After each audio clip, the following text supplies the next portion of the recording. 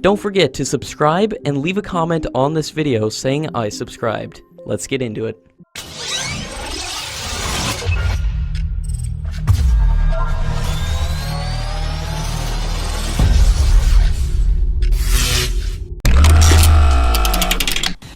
According to latest reports, the Indian Army's fast-track procurement of 93,895 carbines is caught in a jam, and the 700 crore rupees contract is yet to be signed, even as the price negotiations were concluded in 2018 between the Ministry of Defence and the UAE-based manufacturer Car-816. The Technical Oversight Committee has questioned the price of Car-816, as the smaller 5.56 by 45 mm Car-816 is costlier than the 7.62 by 51 caliber SIG 716 rifle, as each SIG 716 rifle costs only $990, while the Car-816 costs $1,150 apiece. According to a media report, the Indian Air Force currently has a ratio of 1.5 pilots per aircraft, against 2.5 pilots per aircraft for the Pakistan Air Force. The Indian Air Force also depends a lot on simulation, instead of preferred actual practice missions, and it does not have a single range to carry out high-altitude exercises. The Indian Air Force has asked the government for 2 high-altitude ranges, and it is waiting for the decision since 2015. According to a media report, the Indian Air Force has argued against the development of the third aircraft carrier for the Indian Navy, as it will take over 50,000 crore rupees for the development of the new aircraft carrier, and it will also require an equal amount of funding for new fighter jets like F-35C and Naval AMCA, new anti-submarine helicopters, and carrier-capable tactical airborne early warning aircraft, thus limiting the role played by the Indian Air Force over the Indian Ocean, and it feels that it can be better utilized by use of strategic air bases.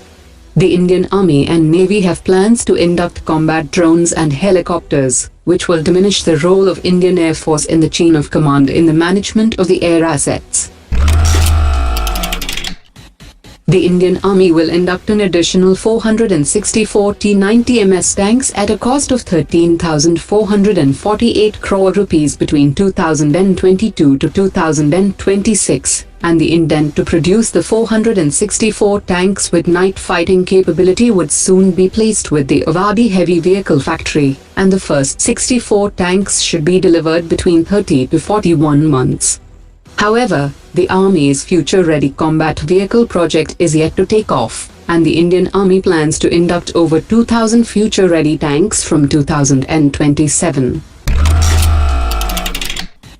The Pakistani military has been trying to procure the Russian military market for the last decade, after being the recipient of Chinese defense hardware.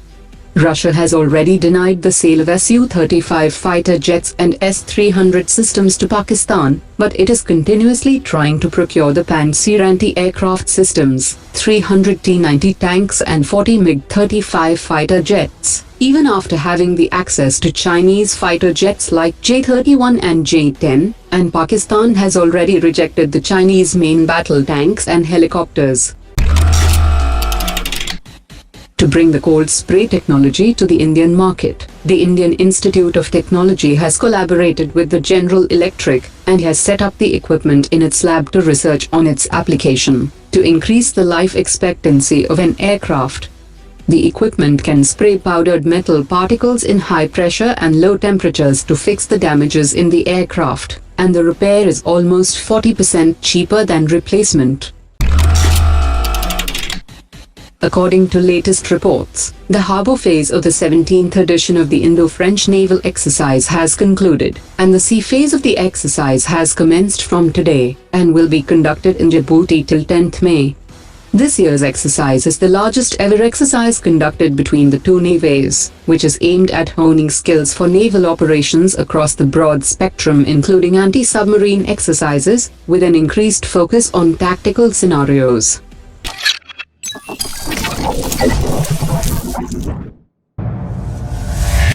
Omar dropped it.